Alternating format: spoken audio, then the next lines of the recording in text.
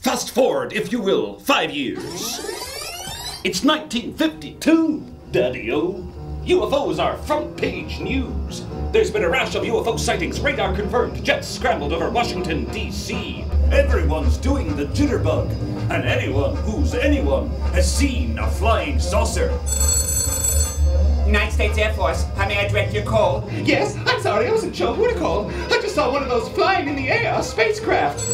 Hold, please. United States Air Force, how may I direct your call? You're not gonna believe this, but last night my wife and I saw a couple of flying saucers, and we thought that we should...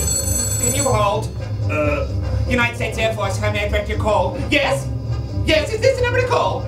Do I have the right number? I'm not sure. How may I direct your call? Yes, please direct me to whomever can explain these flashing lights I'm seeing outside my window. It looks like one of those flying saucers.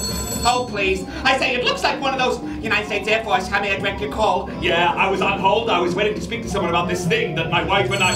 Hold, please. Okay, all right, listen. I just saw one of those spacecraft. It was hovering in the air. It went flying right over my head. And I want some answers, damn it! We were not in control of the skies. Not anymore. This was becoming clear to all the bird-brained pinhead ninnies in the Pentagon. Air Force operators were busier than a cow's tongue at a salt lick, logging all of these reports into a little ditty called Project Blue Book. But the Air Force got tired of managing this sudden influx of civilian bullshit, and so they asked for an expert panel headed by physicist Edward Condon to study UFOs and come up with some considered conclusions. The panel includes noted astronomer J. Allen Hynek. It's Hynek who, in 1966, while investigating a UFO sighting over Dexter, Michigan, publicly declares that what the more than 100 witnesses had seen was swamp gas. I've had many letters pointing out that, they, as children on the farm, had many experiences with swamp lights. And that this was obviously the thing that was. They couldn't understand why the people in Michigan got so excited over swamp lights. Yikes! Heine!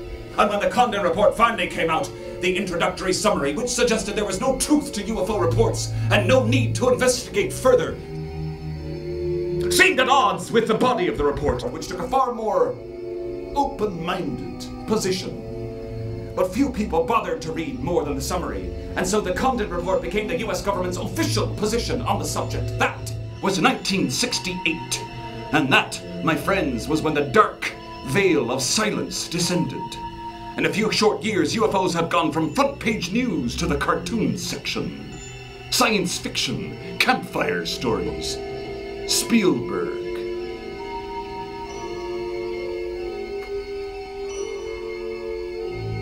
Where they remain today.